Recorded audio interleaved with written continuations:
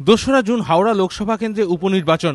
তৃণমূল সাংসদ অম্বিকা বন্দ্যোপাধ্যায়ের মৃত্যুতে এই আসনটি খালি হয়। এই কেন্দ্রে তৃণমূল প্রার্থী হচ্ছেন প্রাক্তন ফুটবলার প্রসূন বন্দ্যোপাধ্যায়। শুক্রবার ক্ষুদিরাম অনুশীলন কেন্দ্রে দলীয় বৈঠকে প্রার্থী হিসেবে একদা হাওড়ারই বাসিন্দা প্রসূনের নাম ঘোষণা করেন তৃণমূল নেত্রী।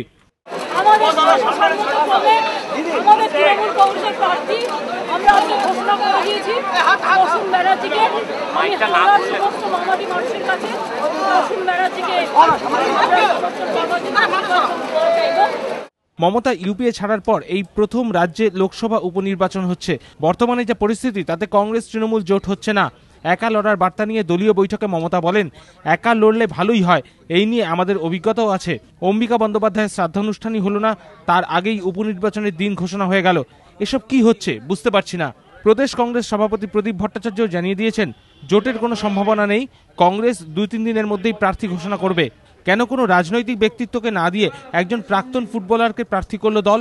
তৃণমূলের একাংশের ব্যাখ্যা, প্রসূন এখন আর অরাজনৈতিক ব্যক্তিত্ব নন, অনেকদিন ধরেই তৃণমূল করছেন। সম্প্রতি তৃণমূলের ক্রীড়া সেলের দায়িত্ব দেওয়া হয়েছে তাকে। রাজনৈতিক পর্যবেক্ষকদের ব্যাখ্যা, সারদা কেলেঙ্কারি নিয়ে রাজনৈতিক চাপানুতর চলছে, কিছুটা অস্বস্তিতে রয়েছে তৃণমূলও। এই অবস্থায় কোনো রাজনৈতিক ব্যক্তিত্বকে সামনে না রেখে প্রসূন মুখোপাধ্যায়ের মতো একজন নামী প্রাক্তন ফুটবলারকে প্রার্থী করে ফুটবল আবেগকে ভোটের বাক্সে উস্কে দেওয়ার চেষ্টা করল তৃণমূল।